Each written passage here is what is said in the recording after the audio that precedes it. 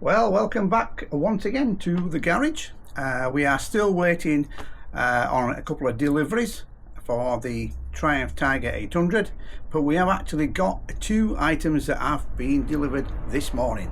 One of them is a flywheel puller that is used to remove the stator so we can get to the sprag clutch on the back.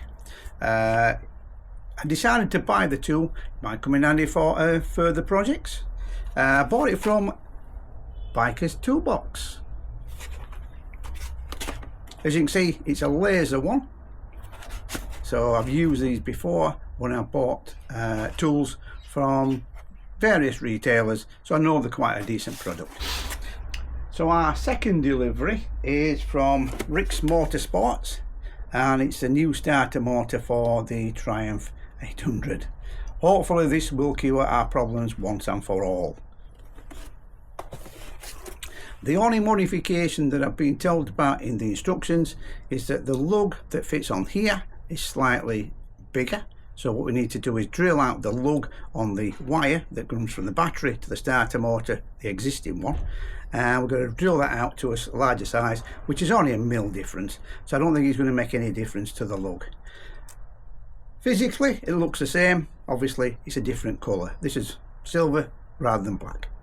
So hopefully that will cure our starting problems, and also hopefully it'll cure the hot starting problems, because that's something else that's started to happen. So one of the problems I've heard about with the 800s is that occasionally they will not start when they are hot.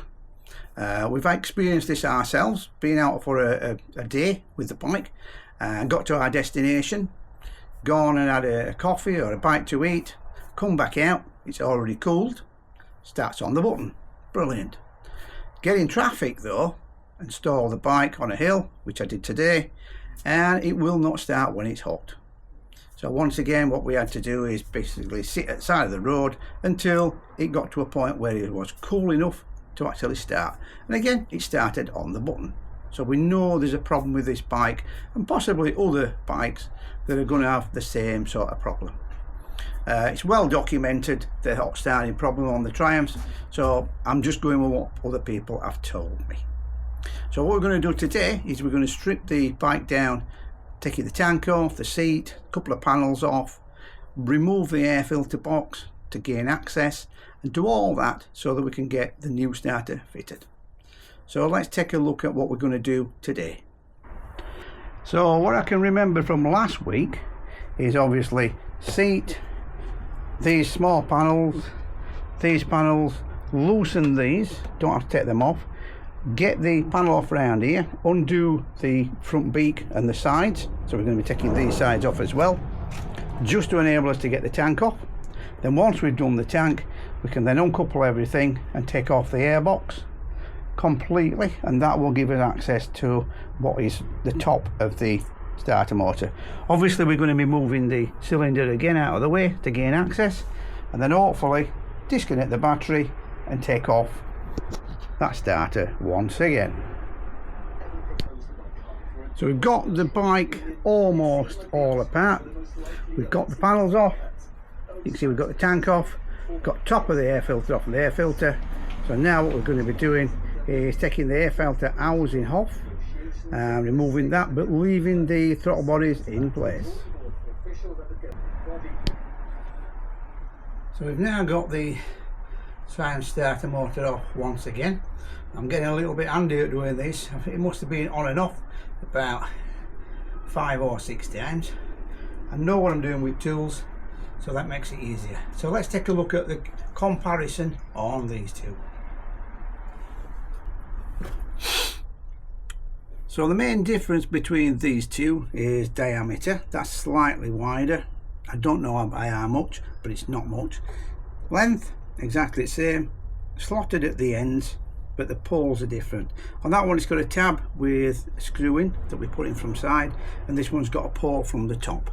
One thing we will have to do is we need to drill out the tab on the end of the starter motor wire that runs from the battery down to here by another millimetre. So we'll do that, and then we'll see about fitting it back on. So we've got a 6mm drill bit, and as you can expect, we're not taking much out of the tag itself.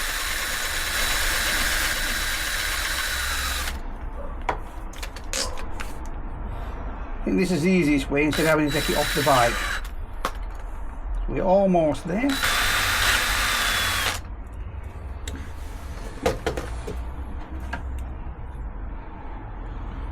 There we go. We've got a nice tight fit on the lug.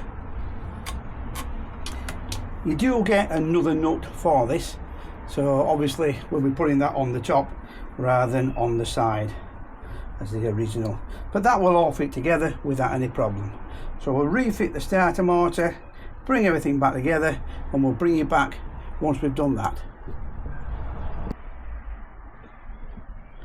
So as if by magic, the bike is now all back together, barring the seats, but the new rig starter is fitted. So we'll give it a go. So this is the first start up after fitting the new starter motor. Hopefully this time it will go faster, more power.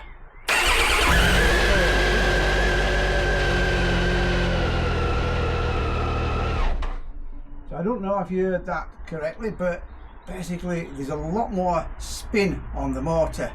Let's give it a go again.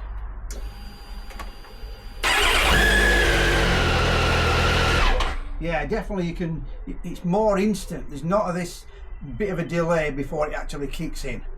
So I think that's a success for rig starters. So total time to take out the starter and put the new one in accumulated to 3 hours. So you can appreciate it does take a little bit of time, even when you're knowing what you're doing, to actually change these starter motors over. So the only thing now to do is to take it out and give it a bit of a run again and see if we have cured the starter issue and also the hot starting issue. So tomorrow's plan, if the sign and the sun comes out tomorrow morning, we'll be taking it out for a run and letting you know what the result is that. Now if you are interested in the rig starters, I will put a link in the description down below so you can have a look for yourself. But that's about it for today, guys. Hope you enjoyed the video. See you next time. Bye for now.